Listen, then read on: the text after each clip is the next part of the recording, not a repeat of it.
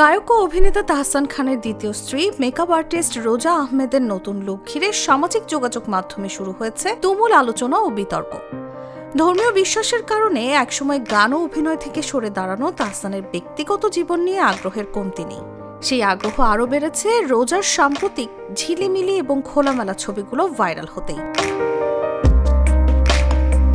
সামাজিক যোগাযোগ মাধ্যমে বেশ সক্রিয় রোজা আহমেদ সম্প্রতি নতুন লুকে একাধিক স্থির চিত্র পোস্ট করেন। পোস্টের পরপরই ছবিগুলো দ্রুত ছড়িয়ে পড়ে। তাহসান ভক্তদের বড় একটি অংশ রোজার এই রূপ দেখে বিস্মিত হয়েছেন। ইনস্টাগ্রামে রোজার অন্যান্য পোস্টের তুলনায় এসব ছবিতে প্রতিক্রিয়া, মন্তব্য ও শেয়ার কয়েক গুণ বেশি। ছবিগুলোতে প্রায় 2 লাখের কাছাকাছি লাভ রিয়াকশন পড়েছে। তিনি ঝিলিমিলি সিকুইন বডিকন গাউনে ধরা দিয়েছেন, যেখানে গ্ল্যামারাস ও লাস্যময়ী লুকে দেখা যাচ্ছে।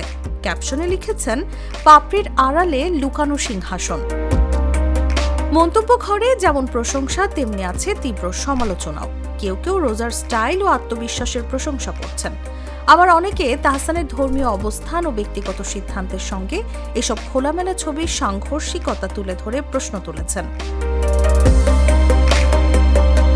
ছবির মধ্যে রয়েছে তাহসান রোজার প্রথম বিবাহ বার্ষিকীর মুহূর্ত, পদ্মফুল ও মোমবাতিতে সাজানো কেক, গোলাপের তোড়া। অনেক ভক্ত মনে করছেন, বিবাহ বার্ষিকীতে স্ত্রীকে বিশেষ চমক দিয়েছেন তাহসান। গত বছরের 4 জানুয়ারি ঘরোয়া আয়োজনে বিয়ে করেন রোজা। রোজা দীর্ঘদিন ধরে বাংলাদেশ ও যুক্তরাষ্ট্রে ব্রাইডাল মেকআপ আর্টিস্ট হিসেবে কাজ করছেন এবং একজন সফল উদ্যোক্তা। প্রশংসার সমালোচনার মাঝেই রোজার নতুন লুক এখন নেট দুনিয়ার আলোচনার কেন্দ্রবিন্দু। নিউজ ডেস্ক, জাগো নিউজ।